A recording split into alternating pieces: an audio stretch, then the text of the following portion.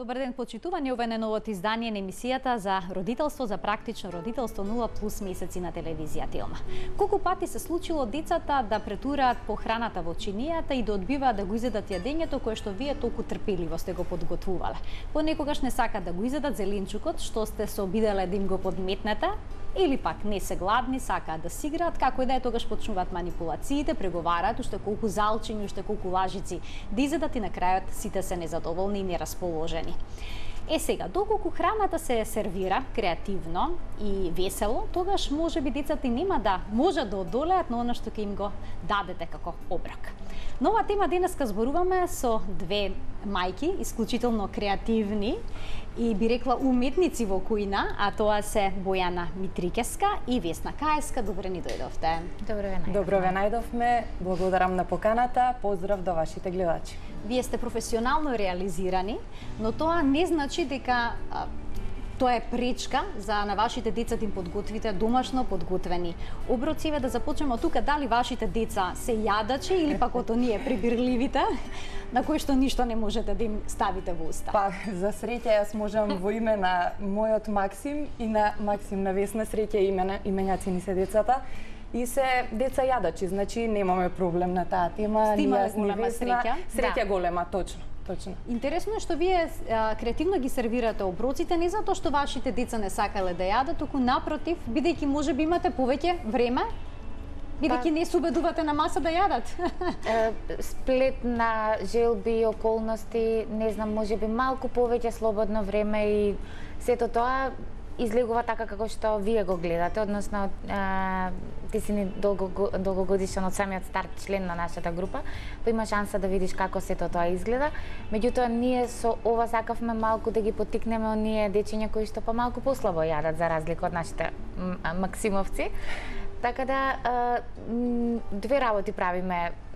За две работи сметам дека правиме добро, односно им правиме интересни оброци на нашите деца, а од друга страна правиме, ги поттикнуваме оние деца кои што не јадат, односно пребираат што јадат. Така, во Facebook групата Здрава храна, здрави деца, вие всушност ги мотивиравте, инспириравте мајките да почнат креативно да ги сервираат оброците и многу се јавија, напиша коментар дека нивните деца кои што обично одбиваат да конзумираат одредени продукти, на ваков начин почнале да ги јадат. Да. Понудените работи, што е голем успех, сметам. Кога прв пат почнавте на ваков начин креативно да ги сервирате оброците? Дали од самиот почеток? Не, значи во мојот случај, мојата приказна е дека не ни треба многу рано да се почне со вакви шаренила во чинија и со креативно сервирање на оброци, бидејќи секој период од развојот на детето треба да го следиме и треба да видиме што тоа помалку или повеќе сака, па да најдеме начин на кој ќе му ги доловиме оние намирници неомилените да бидат на маса и да бидат составен дел од оброците. Значи нема никогаш откажување. Не може да кажеме дека сме ги вовеле сите намирници, дека на 2 години детето готово, сега има појадок, ручек, вечера, има ужинки, готово, составено е нашето мени, нашето дете јаде и ние сега треба да се откажеме. Јас баш заради тоа почнав некаде околу 3-та година на Максим кога имаше да почнам со овие креативни оброци, односно ние правевме некој човече, некоја работилница за во градинка, па праша дали тоа се јаде, па тука се појави Весна со низините неуморни идеи, групата Здрава храна за здрави деца пред се, значи за споделување на такви идеи кои што нели неуморно ги следиме, се дополнуваме една друга и едноставно има успех. Мене повеќе ме радува во случај кога ќе имаме дома гостинчиња кои моето дете не јаде јаболче, не јаде портокал, не сака ова или она. Кога ќе се сервират на ваков начин како што во моментов може да видат гледачите, толку привлечно изгледа што секое дете посегнува по она што е сервирано во чинијата. Така да тоа е мотив плюс, нели, за да не се откажеме и за да немаме понатаму проблеми, зашто следејќи ги примерите околу нас, има родители со искуство, моето дете да јадеше се до извесен период, сакаше и лук, сакаше и спанат, меѓутоа сега не го јаде тоа. Така да, ако приметиме детето што одбива, што му станува омилено, како расте, се повеќе се соочува со некои ствари кои што ние ги гледаме дека не се пожелни и дека се не толку здрави, нели, за да ги користи, да ги конзумира, па пробуваме на ваков начин да дополниме со овие приказни и шаренила, да му бидат интересни и да го продолжиме тој пат за здрава и правилна исхрана која што понатаму ќе резултира. Така. Весна, кај вас каков е примерот во вашиот случај, колку време вие сте ангажирана со вакви креативни оброци? Бидејќи Максим, мислам дека не одбиваше да изеде било што ќе му сервират. Да, така е. Мислам дека тука некаде ни се поклопија периодите кога започнавме со вакво креирање. Мојот син е помлад од Максим на Бојана, мислам дека околу половина година, значи тука некаде почнавме со иницирање. Јас првин почнав тој експеримент со така малку по-шарена и убаво украсена храна со смудис. Значи, знаат мајките во нашата група дека јас секоја сабајле му правам шарено смуди. Значи, на почеток бе еднобојни, после тоа беше виножито, па некогаш имавме некоја одредена тема, па ставав некои звездички и тоа се преслика во понатамошната исхрана, кога веќе децата почнуваат да јадат цврсти оброци од типот залчиња, значи може да држат храна во рачињата и слично. Сакав да кажам дека дури и психологијата го потврдува тоа дека децата најдобро учат низ ако визуелно гледаат и ако слушаат што им се зборува и ако и самите учествуваат во самата приказна. Значи вашите деца ги вклучувате во кој Па да, креирањето на оброците? Најчесто во вадење форми, на пример за кукис, за палачинки или за нешто слично, тоа им е омилена активност, барем на мојот Максим. Нормално миксерот за да мати палачинки и нешто слично, во нешто што може навистина да придонесе. И тоа предизвикува задоволство кај него, бидејќи тој тоа понатаму го прераскажува како една битно случување. Исто така приказните се поврзани со формата, значи ако му направиш на детето меча, не прашуваш што има во тоа меча, туку едноставно сака да ја слушне приказната како тоа мече јаде, како биднало здраво, зошто треба мечињата да јадат, зошто ако јадат и дечињата биднуваат големи како мечињата, значи такви некои паралели за да може да се стимулира имагинацијата кај децата. Мислам во вакво брзо време кај што некогаш за жал таблет, телефон или некоја телевизиска така технологија може да ни намали имагинацијата на нашите деца. Ние сакаме да го поттикнеме тоа и здравија видни на нашиот пример да го следат за да и тие самите го прават тоа за нивни деца. Бојана, во моментов може да ги видиме вашите креативни оброци. Колку во принцип е потребно, колку време е потребно да се одвои во кујна за да се искреира нешто? Вака на почетокот пред да почнам, јас имам неколку пати до сега кажано, значи не ни мислев дека ќе се пронајдам во цело ова сецкање, склопување, бои, форми. Не ја гледав поентата, едноставно најверојатно самото растење на моето дете ми ги отвараше сите тие погледи да не ме победи уморот никогаш кога ќе изрази желба за било што нели во кујна. И откако го поминавме моментот да ги воведеме оброците и да имам среќа со дете јадач, уште еднаш ќе нагласам, најверојатно ми останува повеќе време за да креирам за да има шаренила, значи во чинија. Меѓутоа ќе нагласам дека не треба ни со ова да се претерува. Се што е премногу може да ги засити и да не видов спане каков автомобил. Спанаќот ни е така, спанаќот ни е омилен на трпеза кај Максим, кај нас познат како Попа и Манџа, ете така преку некоја приказна што стигнал.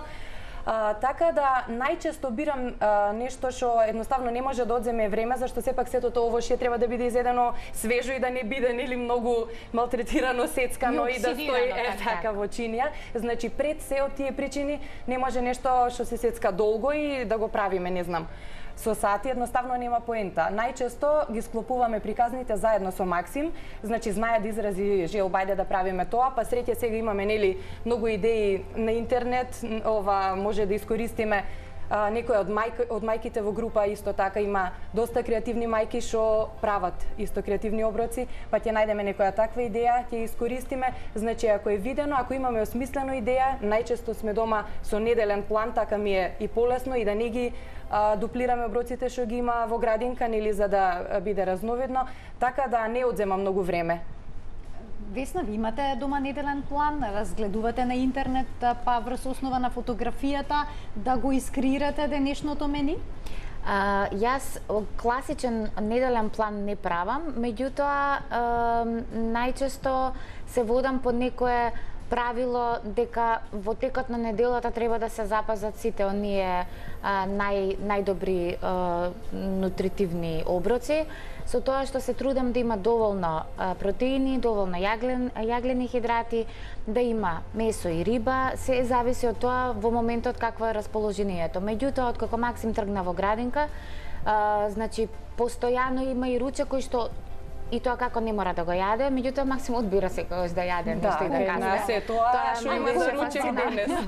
Ми беше фасцинантно бидејќи искуствата на мајките кои што ги праќаат своите дечиња уште пред да тргне нашиот во градинка, кажуваше дека најчесто не го јаде ручекот. Меѓутоа кај нас не беше таков случај. Значи секогаш подготвувам како за тројца. Во секој случај е убаво да се слуша што сака детето. Они се веќе доволно големи, со полни 4-4,5 години, каде што веќе точно знаат што сакаат. И ако ги прашаш која има омилена храна, односно омилен оброк, знаат да кажат што сакаат. Па врз основа на тоа може да се искомбинира. Прилагодливи се, може да се зборува на тема, например, сега ако во моментот се запне за нешто, да кажеме 3 дена поред бара палента, да кажеме шпагети и тарана, значи мора нешто да смислиме како на тие шпагети да им се додаде некој убав здрав сос, кој што ќе ја надополни на јаглено хидрати инвазија, бидејќи кај децата мислам дека најмногу евиден пример за здрав сос, бидејќи многу често децата сакаат палента, тарана, шпагети, ми се чини дека нема дете што одбива, но сето тоа може да се искомбинира со некој убав сос во кој што има, предпоставувам, и здрави масти, да, и минерали. Мене омилен сос, домат, лукча, сето тоа го става, да. Мене омилен сос, ништо без лук, да, добро кажа Бојана. Значи омилен сос за шпагети ми е авокадо, спанаќ, лукче и маслинова, малку сол нормално и некој зачин. Тоа многу интересно изгледа, бидејќи може да ги обои шпагетите во зелена боја, па тука може нешто да се направи. Меѓутоа и патлиџанот секогаш во комбинација с убаво издинстан домашен патлиџан или домашна салца прават нашиве мајки, баби, дедовци, значи така, остана традиција да се прави доматен сос, односно убавиот патлиџанот од летото да се конзервира и да остане во текот на зимскиот период, бидејќи зимски период настрана што не е здраво и е многу скап да купиш еден патлиџан кој што е наликува на пластика и нема никаква поента, нема никаква поента. Нема вкус и нема ништо во него здраво. Така. Испитувањата покажуваат дека има многу повеќе штетни состојки во него отколку што има нешто корисно. Да, може да се секако може да се маневрира на тема, зависи од тоа што најмногу сака детето. И тоа често го кажуваме, значи ако имаш дете кое што одбива многу намирници, меѓутоа има една омилена, во таа омилената ставајте нешто што не му е толку омилено. Зошто? Да се маскира. Да, не за да го излажете, меѓутоа да го збогатите вкусот и самиот оброк. Бидејќи целта е да имате здрав, добро избалансиран оброк. Настрана нели тоа што убаво ќе се сервира и може да помине уште подобро, меѓутоа треба да се трудиме да дадеме една така здрава чинија, мени со здрава чинија, барем 2 пати во денот да има добро избалансиран оброк. Не секогаш нели сите дечиња вечераат и слично, некогаш вечерата знае да помине така не забележително со парченце лепче, со путерче и нешто слично, меѓутоа такви некои работи поминуваат ако на долга стаза вие постојано се грижите за неговото здраво. Не само тоа, не можеме да дозволиме детето да не победи со неговиот став јас тоа не го јадам и јас ова не сакам и моето дете јаде. Мора, значи упорноста, нема резултати од ништо што го правиме денеска, ни утре. Резултатите се многу подоцна, заради тоа и не смее да се откажеме, заради тоа и ние на нашиве деца продолжуваме со овие креативни оброци, продолжуваме со приказните. Ете, можеби некоја нова идеја ќе добиеме па за некоја следна емисија, нели не може на 15 години со ова во чинија да ни помине. Секој период си носи свое, меѓутоа мора да сме упорни, зашто целиот овој брз живот што го живееме, целиот склоп на обврски, нели, недостиг на слободно време не смее да не победи. Значи кога ќе биде касно, времето нема да може да го вратиме, па да кажеме требаше тоа да пробам, требаше ова да направам, можеби не требаше да се откажам заради тоа, мора сега да сме. Дека секогаш лукче ставате речиси во сите оброци. Дали тоа значи дека уште кога беа вашите деца мали, односно бебиња, кога започна до храната, го воведовте толку рано за да го научите детето на вкусот? Бевте или од самиот почеток истрени и упорни? Секогаш. Да, јас лично се водев за по табела, класична табела со дохрана од 6+. Знаат нашите гледачи кои што имале шанса да гостувам во твојата емисија, да разговараме на тема доење и дохрана, знаат кој е ставот на самата група. Значи ние поддржуваме дохрана од 6 на полни месеци кај самото бебе и особено многу се трудиме да им кажеме на мајките дека е битно да не се брза со моментот храна. Зошто? Заради тоа што храната е неминовна во нашиот живот, порано или подоцна доаѓа, меѓутоа спремноста на самиот бебешки организам некај секој бебенце, односно доенче, е иста. Особено лукот и кромидот, како типична намирница за македонско подрачје, нема потреба да се пролонгира. Зошто? Иако имаат малку интензивен мирис и вкус, се препорачува дури мајката додека е бремена, значи и додека дои да конзумира лук и кромид, за да може на некој начин, ако дои мајката, да се запознае самото бебенце со лукот. Особено, значи имав шанса, значи кога за Максим кога учев, кога се навикнувавме на процес доење, советник по лактација има напоменато особено да се форсира лук, нели во прекумерни количини. Се треба да биде умерено. Така, се треба да биде умерено. Значи лук и кромид обавезно дава некаков посебен шмек на јадењата. Мислам дека е убаво заради тоа што и лукот е природен антибиотик, така да може да се протне кај дечињата. И нема да одбиваат понатаму. Ако од 6 месеци се навикнува на таков некој вкус, не би требало да одбива. Мислам, има и упорни деца, претпоставувам дека може, ама но родителот треба да биде уште поупорен. Така, и познао. Никогаш не сме родителот да се повлече.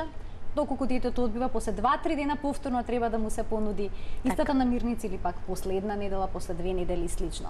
Кој е вашиот најголем успех кога станува збор за здравата храна кај вашите деца? Дали се случува кога ќе им се понудат различни типови на продукти, тие да одберат она што е здраво, да речеме да одберат брокула? Мојот Максим, значи брокула, лук и риба никогаш не вели доста. Значи секој ден ако има таква нешто за ручник нема да одбие. Значи брокула најмногу деца одбиваат, нели тука стално има проблеми, па и мириса, не знам вакво е, такво е. Пак ќе кажам, можеби ние бевме преупорни, можеби моментот кога ќе осетиме дека се презаситува, ќе направиме една мала пауза или од брокула и некои такви намирници на маса, па ќе ги ставиме во некој сос или во некоја друга форма. Меѓутоа, успех е што бараат такво нешто и најголем успех е кога зужинка ќе побараат морков, кога ќе побара за во парк мамо кутичето со јаболче или со портокал дали е спремно, значи не може да нема поголема насмевка на лицето на родителот. Место да бара смоки или жавчиња, чоколади, не знам што. Мојот најголем успех за себе си го сметам што детето го научив да јаде целозрнести житарки. И во една прилика во градинка имав шанса да слушнам од учителките како само Максим ја изел пченицата. Мене тоа ми беше чудно од една страна, бидејќи пченицата е многу години застапена во македонската трпеза на ваков или онаков начин и исто така големо воодушевување имав кога дури малку ми бидна и непријатно кога во една прилика кога го земав Максим од градинка, учителката кога прашав како поминал со јадење, никогаш нема забелешки на таа тема. Супер беше, мамо, јас побарав репете, супер, мама, што имавте за ручек, граф, и учителката каже, он изеде 3 чини граф. Тоа е навистина за поздравување, бидејќи, еве, ако не форсираме намирници од странско поднебје, гравот и пченицата се нешто што е карактеристично за Македонија, за Балканот, за нашите предци и ги учиме едноставно децата да бараат здрави намирници. За мене лично е тоа и нормално пропратно сето она што го напомена Бојана, барањето на секогаш имање избор и правење избор помеѓу лоши и добри намирници, бидејќи свесноста да одберат здраво се прави од многу поодамна. Не дека тие никогаш нема да побараат лоша намирници, бараат дури имаме и ситуации кога, например, ако сме на детски роден ден, кога знаеме на детски роден ден каква е масичката, кога ќе земе смоки да јаде и вака ме гледа мене некако чудно, мислам, окей, јас нема да го навредам или да го искарам заради тоа што земал смоки, меѓутоа знае дека јас му имам зборувано дека смоките можеби не се толку добри, дека има секогаш подобар избор, меѓутоа тоа се моменти од кои што децата не можеш да ги лишиш едноставно. И не само тоа, и ние треба да сме им пример на децата. Значи не може ние само да сервираме и не може само ние да зборуваме тоа треба да го јадеш и дека денеска ручекот поминал и нели сме го завршиле денот. Мора ние како родители да сме им пример на децата, значи да гледаат од нас и ние да внимаваме на кој начин се храниме, значи и самиот тој процес на исхрана да ствара кај него навика, не дека мора да го изеде оброкот, не дека денеска заврши усужина и со ручек, него да внимава и да го пружи рачето по тоа здраво и да знае, да расте со таа нели идеја што ние нас и цел да ја пренесеме, зошто тоа го зима, дека тоа ако не е здраво, зошто е здраво. Така, значи, да не е само времето поминато во кујна дефинитивно се исплати. Така, да. Долгорочно се исплати и дава ефекти. А дали ви уживате во готвењето? Тоа ме интересира. Со задоволство, да. Посебно за нашите дечиња благодарни, значи за секој оброк. Дали почнавте да готвите всушност кога станавте мајки или претходно го правевте тоа? Јас секогаш сум пројавувала желба за интерес во кујна и не ми било мачно, дури често пати моите родители додека живеев со нив, као кој готвеше Весна, па тие некои нејзини експерименти. Малку, значи секогаш сум се трудела нешто поразлично. Не од аспект дека сум декорирала, меѓутоа сум експериментирала нетрадиционална кујна. Сум гледала, тогаш мислам дека и немаше толку многу застапеност на информации, меѓутоа се трудев така од тоа скромно познавање на намирници да правам некои комбинации тотално различни од она што се традиционални македонски јадења, мусака, не знам, сарма, граф, на ваков начин и слично. Знам дека сме при крај со време, јас само сакам да ги поздравам сите наши членови во Здрава храна, здрави деца.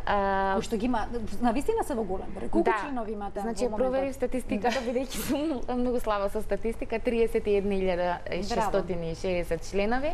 Имате многу објави секој ден. Постојано мајките споделуваат идеи, многу интересни идеи, поврзани со појадокот, ручекот и вечерата. Значи, ние учиме од тоа е всушност платформа за размена на идеи. Така да, јас навистина сакам да ги поздравам сите членови, се што им треба, значи во било кое време можат да сметаат на нас како група, Елена и Ирина да ги поздравам, кои што се исто така заедно со мене од самиот старт. И Кристина, чишто фотографии со креативни оброци денеска. Да, Кики не успеа да дојде. Можевме да ги видиме во емисија. Кики е исто така една од неуморните мајки која што постојано е со некаков рецепт, односно оброк. Поздрав до Кики и поздрав до сите останати кои што имаат било каков придонес, дури со прашање како се подготвува просото, да кажеме. Значи тоа е некој често прашање поврзано со житарките, често имате прашања дали се киснат, колку често треба да се даваат, колку се варат и така натаму, значи сите информации може да се најдат во групата Здрава храна, здрави деца. Или на блогот, точно. Така. Вие уживате во сецкањето, во подготвувањето, во креативно сервираните оброци, продолжете и понатаму така, навистина сте одлични и се надевам дека ќе мотивираме денеска и други мајки, па и татковци кои што ги подготвуваат оброците на нивните деца. Секако. Па да, нашите придонесуваат и така да апел до останатите татковци да го прават тоа за своите деца, бидејќи инвестицијата во нашите деца е нешто што никогаш нема да прекине. Па дури кога ќе биде во здравието. Така. Ви благодарам што бевте дел од Нова. Фала, Марија. Благодариме. Тука го заокружуваме денешното издание. Се надевам дека се инспириравте од денешниот разговор и дека ќе се обидете на ваков начин да ги сервирате оброците на вашите деца. И еве една добра идеја за сите оние кои што одбиваат да јадат спанек во форма на автомобил. Јас лично тоа ќе го пробам, бидејќи спанек од мене е баш најомилено нешто кога ќе биде сервирано на маса. До гледање.